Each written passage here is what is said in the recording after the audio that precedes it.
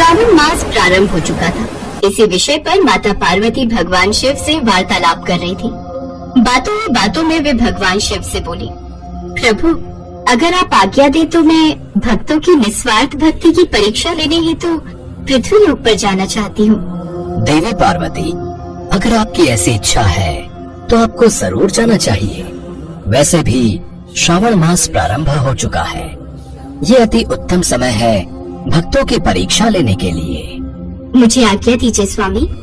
माँ पार्वती भक्तों की निस्वार्थ भक्ति भावना की परीक्षा लेने के लिए एक छोटी बच्ची का रूप लेकर धरती लोक पर पहुँचती है। छोटी बच्ची ने अपने कंधे पर एक छोटी सी कांवड़ रखी हुई थी और अपने नन्हे नन्हे हाथों से उस छोटी सी कांवड़ को पकड़ा हुआ था। माँ पार्वती छोटी बच्ची के रूप में कांवड़ को उठाए जय बम भोले बोलती हुई अपने छोटे छोटे कदमों से चलती जा रही थी। आसपास से गुजरने वाले लोग उन्हें देख रहे थे। देखो भाई, देखो ये छोटी बच्ची अपने कंधे पर कितनी छोटी सी कांवड़ उठाकर चल रही है। मटकी तो कितनी छोटी है, मुश्किल से एक घूंट पानी ही आया होगा। अरे आजकल सावन मास है ना, तो कांवड़ यात्रा प्रारंभ हो गई है। परिवार का कोई सदस्य कांवड़ यात्रा पर निकला होगा। ये बच्ची साथ गई होगी, वो पीछे होगा, बच्ची आगे आ गई होगी। जरूर बच्ची ने जिद की होगी तो ये छोटी सी कांवड़ बनाकर दे दी होगी। माता पार्वती आते जाते लोगों की बातें सुन रही थी। अब उनका माया रचने का सही समय आ गया था। वे आते जाते लोगों को रोकने लगी। भैया जी जरा मेरी बात सुनो। बोलो बिटिया, क्या काम है? मुझे जरूरी काम से जाना है, मुझे देर हो रही है। मैं ये कावड़ लेकर जा रही थी, कुछ देर आराम करना है।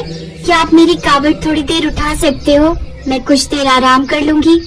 नहीं बिटिया, मेरे पास तो बिल्कुल भी समय नहीं है। तुम ऐसा करो, किसी और को बोल दो। अच्छा, मैं आपसे यह मुफ्त में करने को नहीं कह रही हूँ। इसके बदले में आपको 10 सोने के सिक्के दूंगी। क्यों मजाक कर रही हो बेटी? तुम इतनी छोटी सी हो, तुम्हारे पास भला सोने के सिक्के कहाँ से आए? मैं झूठ नहीं बोल रही। ये देखो, ये रहे सोने के सिक्के। माँ पार्वती अपने चमत्कार से एक हाथ में 10 सोने के सिक्के उत्पन्न करती है। चमचमाते सोने के सिक्कों की चमक से आदमी लालच में आ जाता है। हाँ, लाओ, मैं तुम्हारी कावड़ पकड़ लेता हूँ। तुम थोड़ी देर क्या, जितनी देर चाहे आराम करो। अच्छा ठीक है, तो लो ये पकड़ो। आदमी को लगा छोटी सी कावड़ पकड़ने के बदले 10 सोने के सिक्के मिल रहे हैं, तो उसमें तो लाभ ही लाभ है। आदमी ने जैसे ही कावड़ अपने कंधे पर रखी, कावड़ का वजन इतना भारी हो गया कि आदमी एक ही पल में थक गया और हार मान गया।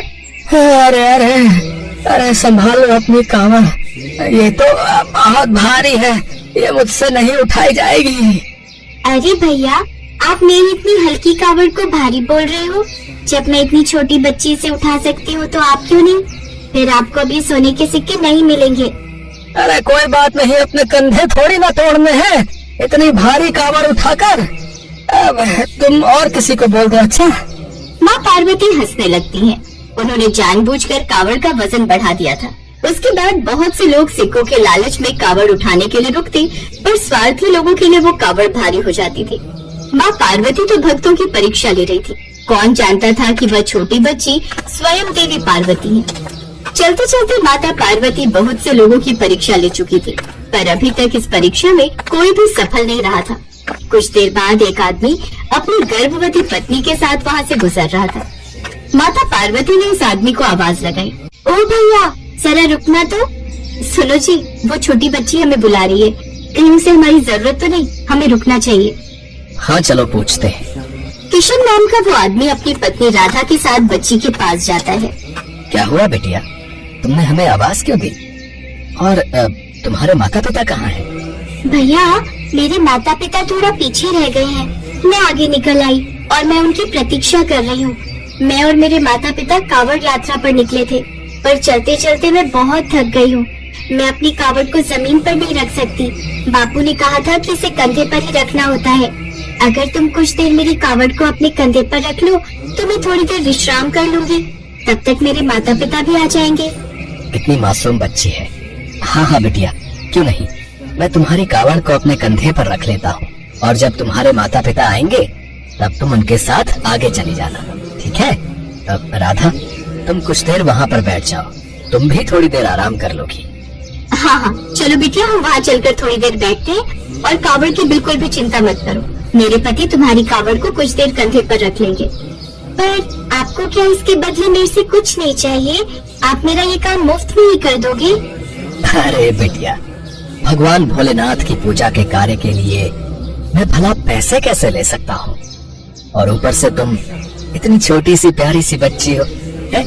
तुमसे पैसे लेकर मैं भगवान को क्या ही मुंह दिखाऊंगा? हमें कुछ नहीं चाहिए बिटिया, तुम आराम से बैठो। तभी वहाँ से कुछ देर आराम करके गुजरने वाले आदमी ने किशन को आवाज लगाई। अरे भैया, ये बच्ची जो कावड़ उठा कर चल रही है ना, इसकी कावड़ कोई भी नहीं उठा पा रहा है, क्योंकि इसकी कावड़ का वजन बहुत भारी है भैया। ये तो हमसे भी नहीं उठी, तो तुम भला कैसे कंधे पर उठा पाओगे? बदले में तो ये बच्ची हमें सोने के 10 सिक्के भी दे रही थी। जब कावड़ ही नहीं उठा पाए तो सोने के सिक्के भी हाथ से चले गए। मेरा काम तुम्हें बताना था, कावड़ उठाकर पहले ही मेरा कंधा दर्द हो गया।